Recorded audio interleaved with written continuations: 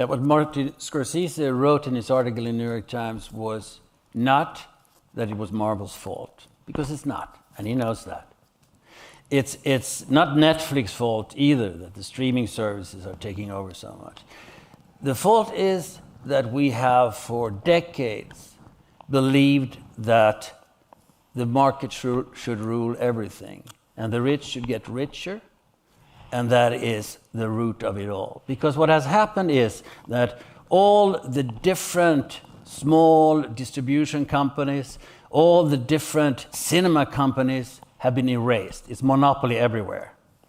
And they're not, cinemas and distribution and some film companies are not anymore run of people that want to make money specifically out of film, because they like film. They're run by big corporations that want to have 10% back on their invested capital, which means that as long as they sell popcorn, it's fine. That's why all the mid-range films, the films that are lower than $100 million in budget and over $3 million in budget, they don't exist anymore. It's only $100 million films and $3 million films, and nothing in between. And those films were the films that slowly could grow in the cinema. They opened in a few cinemas, and then after people talked about them, and they grew and they grew, and they went for years. I know that One Flew Over the Cuckoo's Nest was continuously running in Stockholm for 20 years, which is a world record. That will not happen now, and in Sweden, SF had made sure it doesn't happen. So it is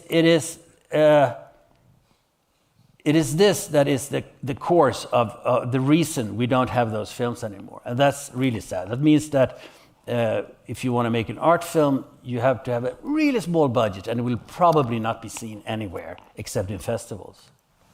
So what happened with all the brilliant writers and directors that were doing all those films? Well, they've gone to television, which is great for television, but it's also great that you can tell stories that is not just an hour and a half or 2 hours, but there are 3 hours, there are 4 hours, there are 5 hours. When they come up to 5 years, I'm not sure about it anymore. But that's wonderful. But it's going to be the same functions, the same mechanisms will kill that too. Right now, everybody's competing about talent, keep competing about content. So they make so many series, much more series than we need, and much more series than there is audience for, because they're all fighting to get a big chunk of the market. And Netflix are buying up every talent they can get. And they're losing money sometimes. It doesn't matter. Get it. Make sure that you get the market. And now Disney's coming in as well. And what will happen eventually is that the diversity in terms of voices will end. HBO is now bought by AT&T. And they've already been told that you can't do what you've been doing. Because what you've been doing is, yes, you've made money, but you've made quality stuff, which means you haven't made that much money. Now you have to make more money. And that means you have to reduce the quality of what you do. So, and that is really sad.